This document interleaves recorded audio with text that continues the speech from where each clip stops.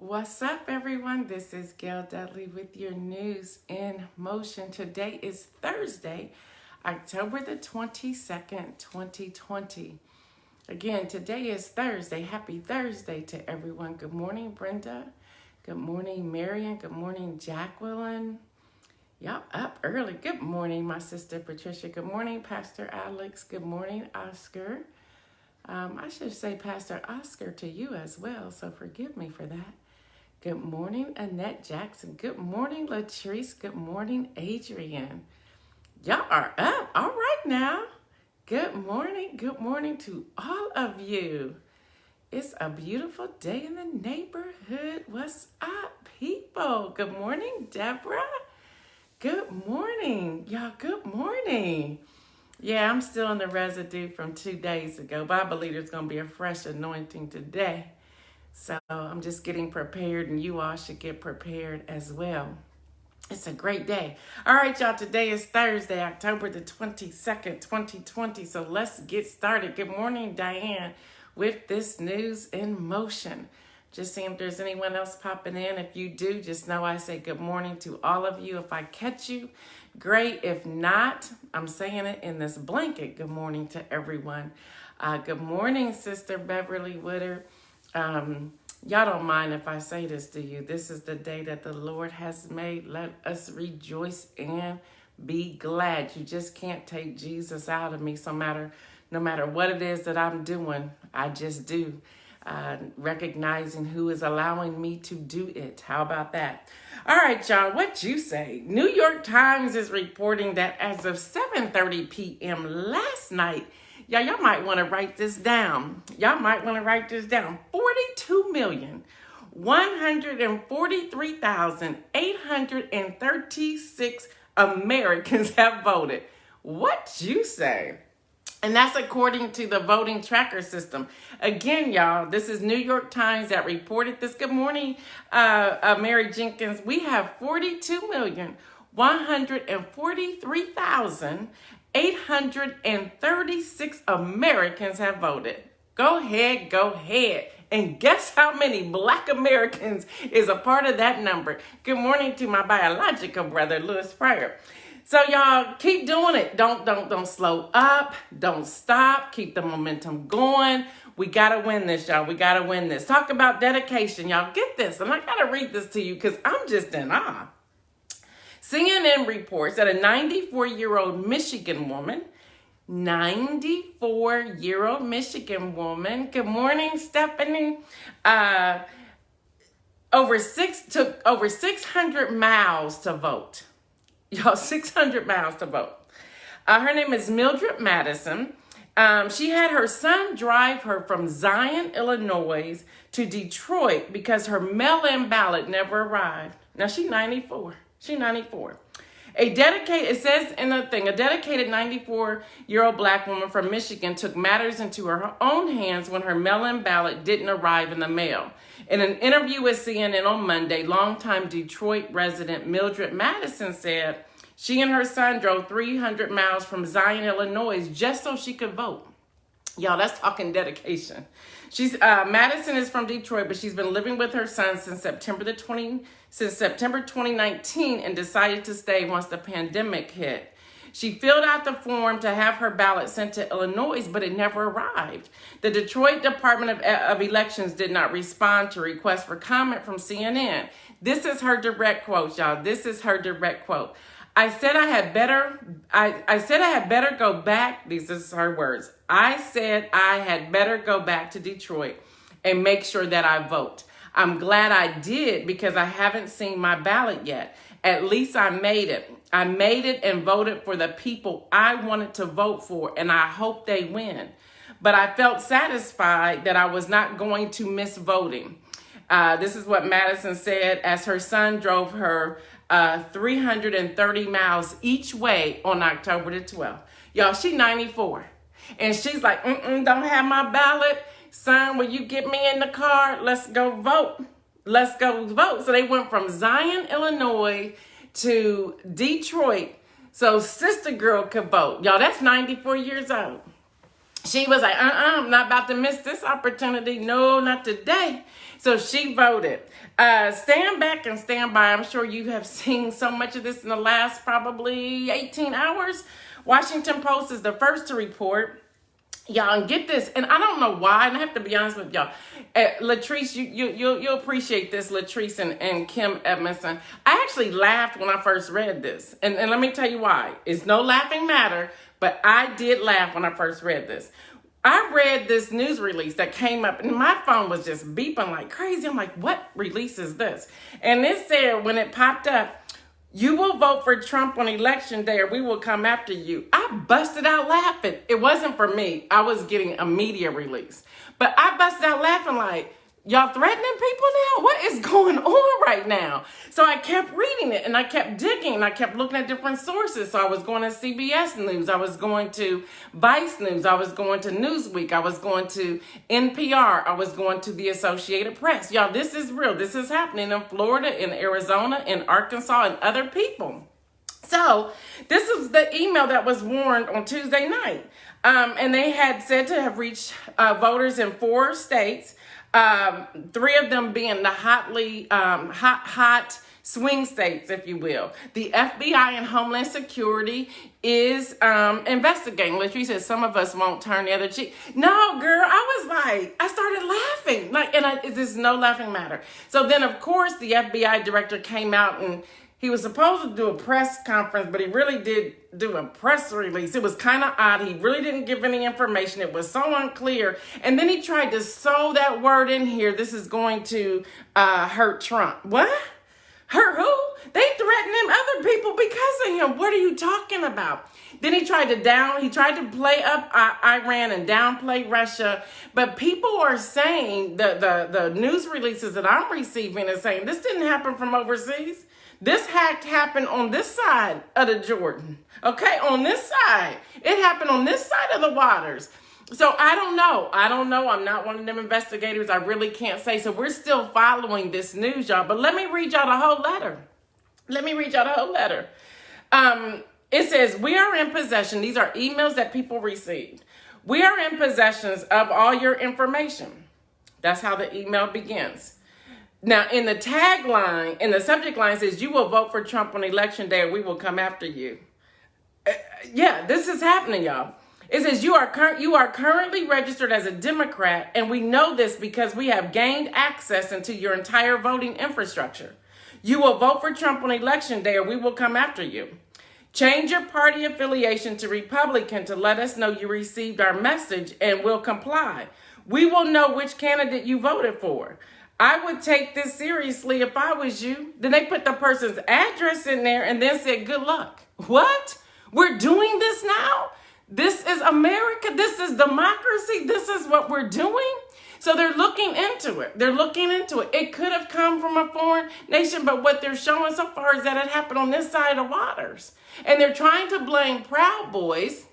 And Proud Boys, of course, is saying it's not them, and we don't know. But this is serious, y'all. This is serious. So people have been turning their emails in over to the FBI and saying, what's going on here? What's going on, y'all? This is why we pray. Y'all remember, I've been talking about this for a while now. This is why we watch and pray. We sit on the fence and we watch and we pray.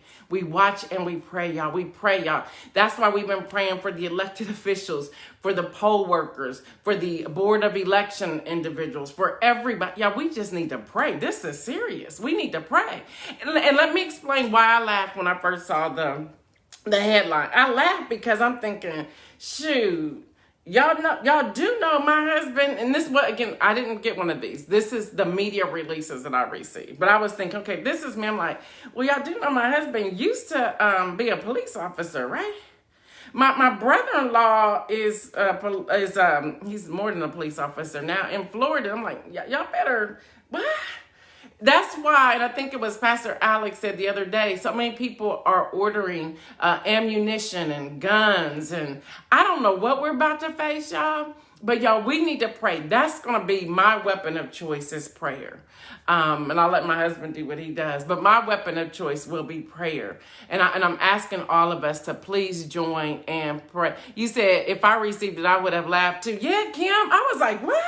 Who are you threatening me? What is this? But let me say this. People know, be based upon the information. That's right, no weapon formed against me. You're right, Kenya. People know based upon the ballot that you request. They know the ballot that you request. But when you have that ballot, and those of you who've already early voted, you see all the names on there. What I know for a fact and have researched over and over and over again, no one knows who you vote for unless you tell them. No one knows that. No one knows. No, at least no one's supposed to know. But from all the research, no one knows that unless you tell them that. Because that's why it's all the information on one ballot. I shall not be afraid of the terror by night. Yep, that's right. That's right. We're not going to be afraid. We are not going to be afraid, people. But it was important for me to share this with all of you this morning, that this is happening in case you have not seen the news in the last, 18 hours. This is what's happening. This is a thing. This is real. This is a thing. And if you do receive it or know anyone who receives it, they do need to contact the FBI for real. You may want to hide from the FBI, but you can't hide that. You need to go ahead. That's right. Psalm 91. That's right. All right, y'all. New York Times is reporting. Y'all, I'm still on his 545 children. This is what's happening. And so allow me to read this one as well. Radio spots are airing throughout Mexico and Central America. Court-appointed researchers are motorbiking through rural hillside communities of Guatemala and showing up at courthouses in Honduras to conduct public record searches. The efforts are part of the wide-range campaign to track down parents who were separated from their children at the U.S. border beginning in 2017. Y'all, this is happening under the Trump administration. This is the most controversial immigration policy. Now, for those of you who want to say, well, Obama did it. Well, they weren't in cages, and they did keep track and keep all the children and the parents together. That has been researched and determined that that's what happened. It's now clear that the parents of 545 of the migrant children still have not been found as of yesterday. About 60 of the children are under age 5 when they were separated. We got to pray. We have to pray. All right, y'all, get this. I thought this was interesting. This is from the Daily Mail and Newsweek, and then I'm also give you a piece from AP, which is the Associated Press. Y'all, Trump's business had an active bank account in China, which I talked about this yesterday, and has paid more. Get this piece, y'all. That's paid more than $188,000 in taxes to the government in Beijing. How about that? In the government in Beijing, excuse me, he paid the United States $750.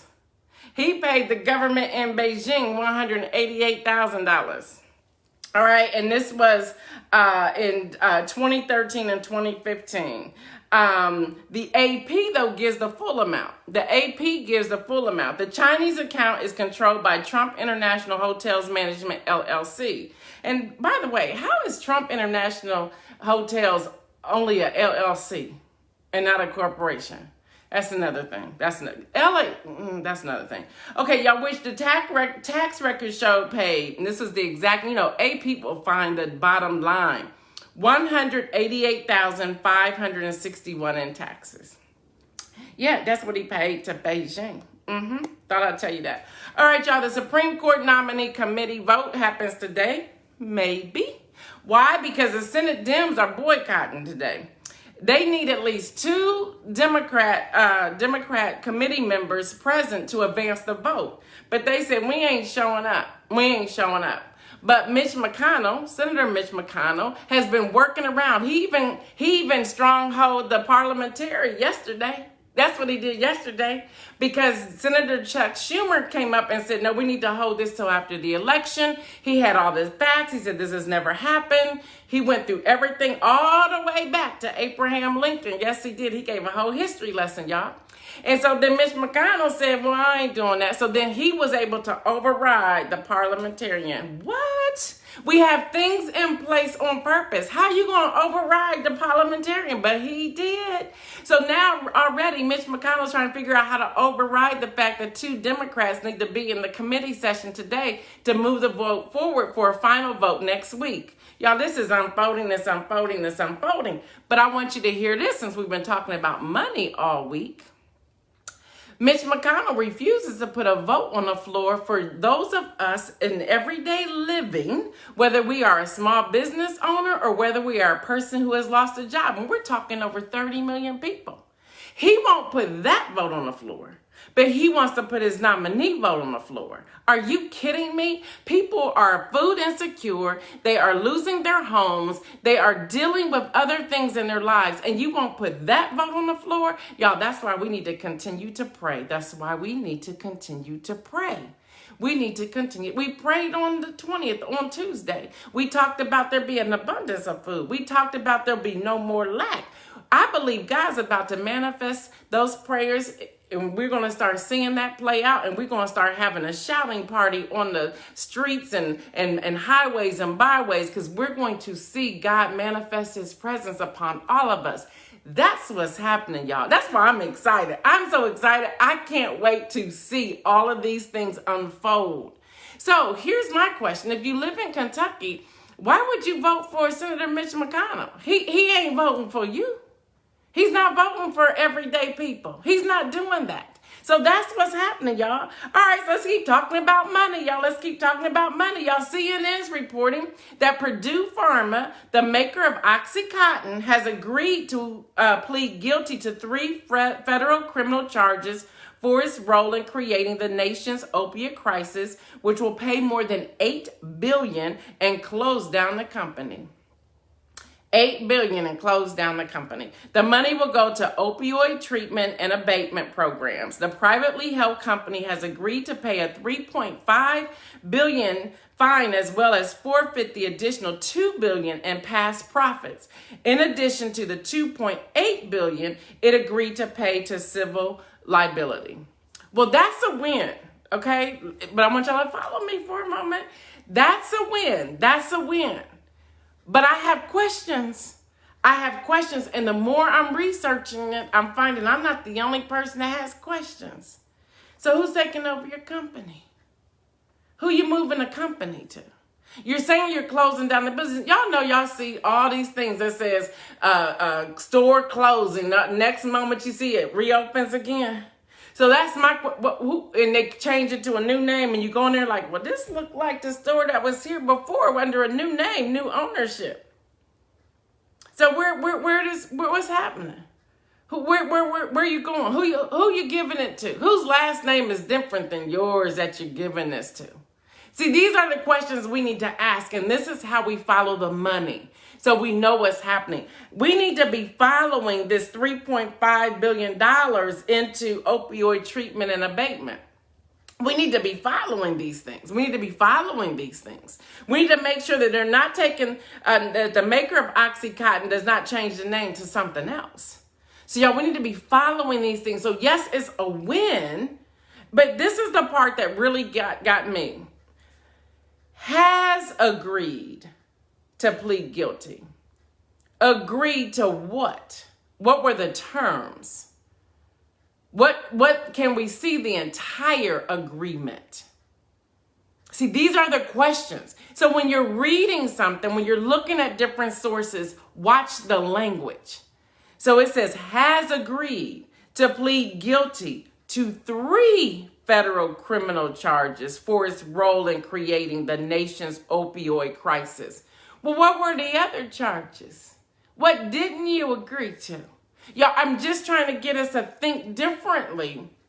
All right, y'all, let the lines begin. That's right, fake news. Who gets the money? I'm with you, Kim. Let the lines begin. As seen in Global Citizen, IKEA. Now, I can't stand the store. I really can't. And I'm going to tell you why. Now, I like the products, but I can't go into the store. It's like a maze. And I'm like, get me out of this store. And then I learned that there's secret passageways to get through the store to get to the other side. I don't have time for that. That is not my store. Now, We buy things from there. My daughter loves it. We're always getting stuff from there. She had me go there one day when the lines were long to get something. And I went in the door and I said to the lady, how do I get to this quickly? I said, I don't want to go through the maze. And the lady laughed. She said, I'm going to show you the secret way. Show me the secret way through the store. And literally, I was in and out that store in 5 minutes. I said, do y'all tell everybody this? She said, no, just those who don't want to do the maze. So look, if you don't want to do the maze in IKEA, the person that stands at the door can show you the shorter way. And there are shorter ways. There's a lot of hidden doors. You may think it's a wall with some furniture or some bed linens or some KitchenAid or some rugs on it. That's a wall. It's a door. It goes through to get you out faster. Just thought I'd tell you that. Anyway, IKEA. Y'all, IKEA is now going to buy back furniture you no longer want. Say, what? That's what's happening, y'all. They will recycle it or resell it. That's what they're doing. The world's largest furniture company wants to create a circular economy based on sustainability. The world's largest furniture company will buy back certain furniture that you no longer want with IKEA vouchers worth up to half of the product's original price, up to almost half, in an initiative that will run in 27 countries. United States is one of them, starting on Black Friday. That's November 27th. All right, so there's IKEA. Y'all, we are the world. Y'all, let's talk about Nigeria and the End SARS protest. We were talking about that a couple months ago. The movement of young people against police brutality has much support as it can get, and they're still trying to find more people to help them out. If y'all know, these are the young Nigerians have taken their demands to the streets to protest police brutality in Nigeria, starting with the dissolution of the Special Anti-Robbery Squad, and they call that SARS, a division of the Nigerian police force created in early 1990s. Y'all, during this protest, more than 10 unarmed Nigerians have been killed by police since the peaceful protest began. This widespread nature of police violence around the world is a giant roadblock holding back efforts to achieve the United Nations global goals, specifically global goal 16. Say that real fast, why don't you? Which promotes peace and inclusive societies for sustainable development, access to justice for all, and effective, accountable, and inclusive institutions at all levels. Read up on that. It's in Nigeria. It's called End SARS protests. It's phenomenal to read how these young Nigerians are making a switch and making a change. It's very important to see that. All right, y'all, the coronavirus numbers. You remember I get mine from the World Health Organization. There are 8,584,819 confirmed cases. There are 227,409 cases. There are 5,602,116 that have recovered. I am so excited about the recovery. But here's the truth. Deaths are increasing. The number of cases are increasing. Now in Wisconsin, they have their makeshift hospital on state grounds, on fairgrounds, and it's now filling up, which means their hospitals are at capacity. So now they're using these makeshift hospitals. I'm encouraging all of us to pray, all of us to wear our masks, all of us to wash our hands, and all of us to social distance. I was in a conversation with some friends yesterday, and we were talking about what is it going to look like this holiday season. I said, it looks like I'm going to go get me a meal. I'm going to enjoy the meal with my husband in my house. I will Zoom with my other family members. And although I would rather gather with everyone, but our lives are that important that we really need to practice what it is that the scientists are encouraging us to do. So we just have to do that. Yes, 66 deaths in Ohio yesterday. It is getting really, really bad. It's getting really bad. And I'm afraid that because we shut down the economy back in March, I'm not sure we're going to see that again, unless it becomes very horrific. And actually, if you ask me, I think it's already horrific, and I think we have to take these things seriously, y'all. I think we have to take these things seriously. I don't know what Rudy Giuliani is doing. You know, sooner or later, this stuff's going to catch up with you, and I think it has caught up with him. And y'all, so for the win, before I go to the inspirational message today, for the win, y'all, the 94-year-old woman, Mildred Madison, and her son. Mildred Madison, for the fact that she was like, no, I'm 94 and I've been voting for a long time. I don't see my ballot. So, son, get me in your car and let's go to Detroit. And for the son, for loving his mom and being willing to sacrifice whatever he needed to sacrifice to make sure his mom got to Detroit to vote. So they get the win. They get the win. That's how we have to do it, y'all. Before I go to the inspirational message, just to give you the 911 real quick, lines are still long. Still plan your vote. Still have your inhaler, your Pepto-Bismol, your medication, have your insulin, have your bottled water, have your protein bars, have a chair to sit on, have a cooler if you need to, have your sandwich. Y'all know, 2 slices of Wonder Bread, a piece of cheese and bologna, and go ahead and put some mustard on it. No mayo. Mayo will mess you up. No deviled eggs. Don't do that. Don't do that. Some of y'all can't drink coffee. It doesn't hold right on your stomach. You might want to have some ginger ale. Okay, you want to have some comfortable shoes on. Y'all know the drill, ladies. Make sure you are in leggings and not tights. Not tights. If we can see through them and we can find the color of your undergarments, you have on tights. You don't have on leggings, and we need you to fix that. Okay, have your magazine, have your book, have your earbuds, have your phone charged to 100%. Have an extra 1 or 2 portable batteries that are fully charged as well. Have your ID, have your mask on, have some sanitizers. Y'all plan your vote, be smart. And as Kenya says, go on an empty bladder, also have some fruit and some veggies. My number 1 go-to is celery sticks and peanut butter. It does work. It holds you over and it gives you energy. Have your sunglasses on, y'all. Have an umbrella if you need it. But more importantly, have patience. But get your vote on. Get your vote on. Y'all, my inspirational message, I was in a time of quiet and reading this morning. And I came across these words. The word says, this was talking about those who were being carried into the wilderness because of their disobedience. Now, not only that, but what I thought was so interesting about what I was reading this morning were these words. Build houses and settle down. Plant gardens and eat what they produce. I said, that's a whole lot right there. It didn't say build a house. It said build houses. And then it says settle down. It didn't say plant a garden. It says plant gardens and eat what they produce. That's a whole lot to unpack here. So I'm going to just tell you to go to Jeremiah 29 and read the whole chapter for yourself. But y'all, it struck me because I said, we're so interested in our own island, our own domain. But y'all, this is about community. When we are voting, this is about community. When we are seeing what God is doing, this is about community. And I'm asking us to rise up together and be that community. And all week I've been talking about removing the scales from our eyes. All week I've been talking about this whole follow the money thing. Y'all, all week I've been talking about food insecurity and what we can do when we're at the grocery store. Pick up extra food before you go home. Take that food to your local food bank or to your church, whatever that looks like for you. But in this community, y'all, we have to build houses and settle down. We have to plant gardens and eat from it. Make sure we are planting the garden that's going to produce much fruit, which means we have to move from our disobedience into obedience.